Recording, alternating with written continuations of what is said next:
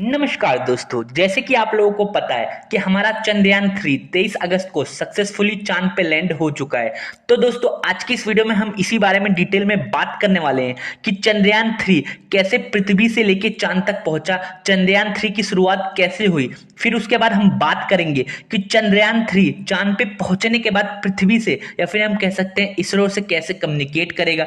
उसके बाद हम ये बात करेंगे कि आखिर चंद्रयान 3 चांद पे जाके क्या करेगा, कौन सी खोजें करेगा या क्या चीज चांद पे जाके चेक करेगा। उसके बाद लास्ट में हम ये बात करेंगे कि चंद्रयान 3 के चांद में पहुंचने के बाद पाकिस्तान वालों का क्या इस पे रिएक्शन रहा है। तो दोस्तों वीडियो में आगे बढ़ने से पहले मैं चाहूंगा आप मेरे चैनल को सब्सक्राइब कर लो ताकि मैं थोड़ा मोटिवेट हो सकूं आप लोगों के लिए और भी अच्छी अच्छी और बेहतरीन वीडियो बनाने के लिए। तो दोस्तों वीडियो में आगे बढ़ते हैं। तो दोस्तों जैसे कि आप लोगों को पता है कि 22 जुलाई 2019 को चंद्रयान 2 लॉन्च किया गया था।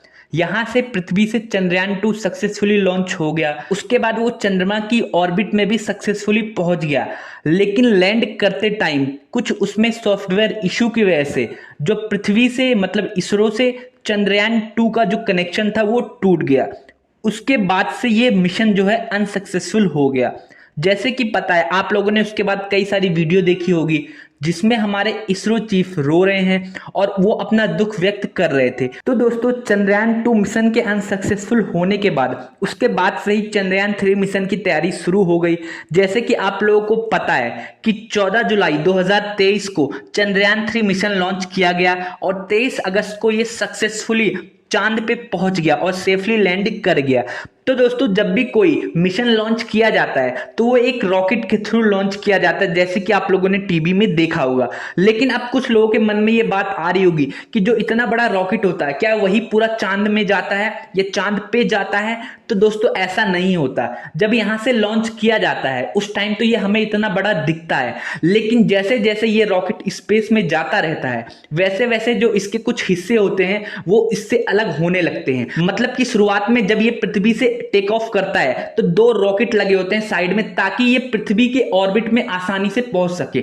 ऑर्बिट में पहुंचने के बाद फिर जो वो दो रॉकेट होते हैं वो इस चंद्रयान 3 से अलग हो जाते हैं और फिर जब उसके बाद जो वो हिस्सा बचता है वो पृथ्वी के चारों तरफ रोटेट करता है, घूमता है और फिर सही कैलकुलेशन और सही दूरी मतलब सही दूरी के बाद फिर वहां से वो चांद की तरफ मुड़ जाता है। उसके बाद वो चांद के चारों तरफ घूमता रहता है, घूमता रहता है। फिर जब उसको लगता है कि वो सही दूरी पे आ गया है मतलब सही रास्ते पे आ गया है, फिर उसके बाद उसमें से एक हिस्सा अलग हो जाता है और वो हिस्सा अलग होके चांद की तरफ आगे बढ़ने लग जाता है। और फिर इसके बाद जो भी ये सारी चीजें हो रही होती हैं ये इसरो के द्वारा मॉनिटर की जाती है। इसरो ये सारी चीजें पहले से फीड करके रखता है। उस टाइम चंद्रयान 3 में 3 पार्ट्स होते हैं। एक होता है ऑर्बिटर, मतलब जो वो पूरा घूम रहा है। उस ऑर्बिटर के अंदर दो चीजें होती हैं, एक लैंडर होता है, एक रोवर होता है। कई चक्कर चांद के ऑर्बिट में लगाने के बाद जब उसको लगता है वो सही दूरी पे आ गया है, उसके बाद लैंडर और रिसीवर दोनों एक साथ ऑर्बिटर से अलग हो जाते हैं और जो वो ऑर्बिटर होता है वो चांद के चारों तरफ चक्कर लगाता रहता है, लगाता रहता है। लेकिन लैंडर और रोवर एक साथ उस ऑर्बिटर से अलग होके चांद की तरफ आगे बढ़ने लग जाते हैं और फिर उसके बाद लैंडर के अंदर ही रोवर छिपा होता है।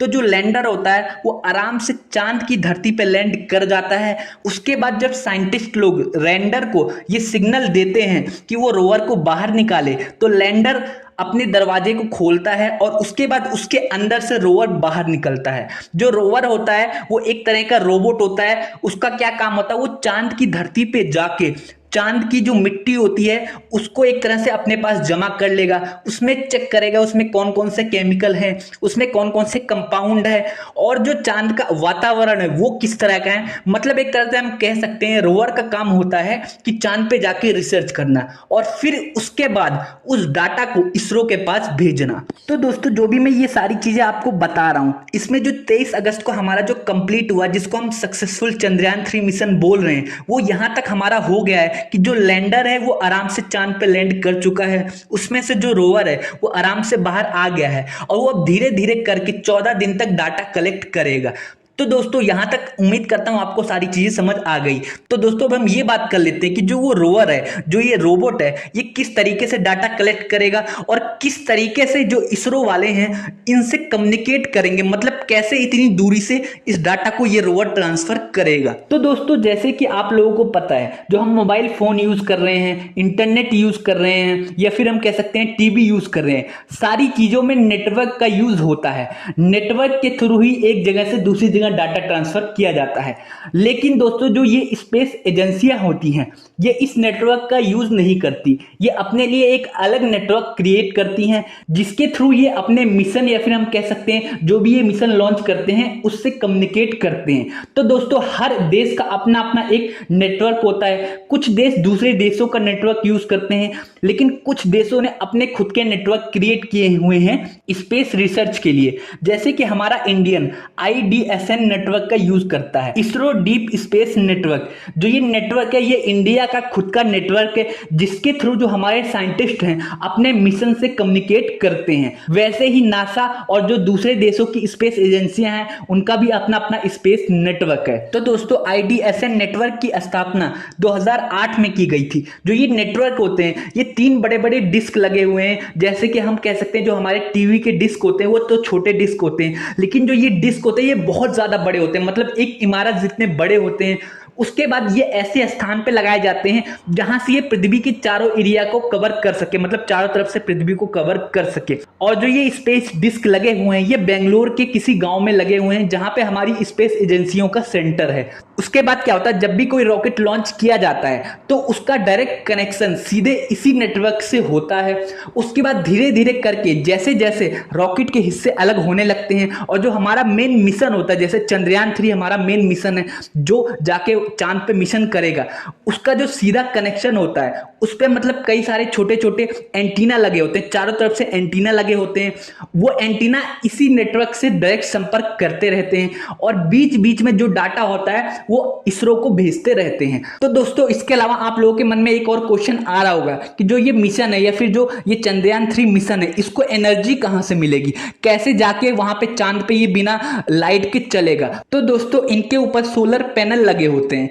इस सोलर पैनल की वजह से ये चार्ज होते रहते हैं और इनको एनर्जी मिलती रहती है। तो दोस्तों अब हम ये बात कर लेते हैं कि आखिर जो ये मिशन है ये कितने दिन तक चलेगा, या फिर हम कह सकते हैं जो हमारा ये चंद्रयान 3 है, ये जो रोवर है ये कितने दिन तक काम करेगा। तो दोस्तों जो एक उम्मीद लगाई गई है कि ये 14 दिन तक काम करेगा। ऐसा इसलिए है कि मैं आपको एक और फैक्ट की बात बता दूं कि जैसे धरती पे हमारे दिन और रात होते हैं वो 24 घंटे के होते हैं, लेकिन चांद पे ऐसा नहीं होता।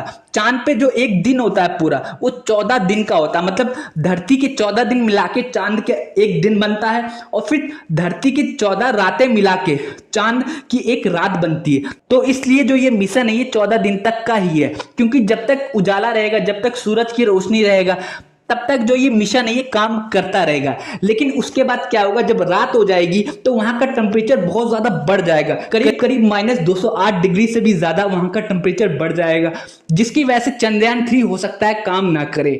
इसलिए उम्मीद लगाई जा रही है कि ये 14 दिन तक कम से कम काम तो करेगा, उसके बाद का अभी बता नहीं सकता। तो दोस्तों अब हम ये बात कर लेते हैं कि आखिर इस चीज पे पाकिस्तान का क्या रिएक्शन रहा है।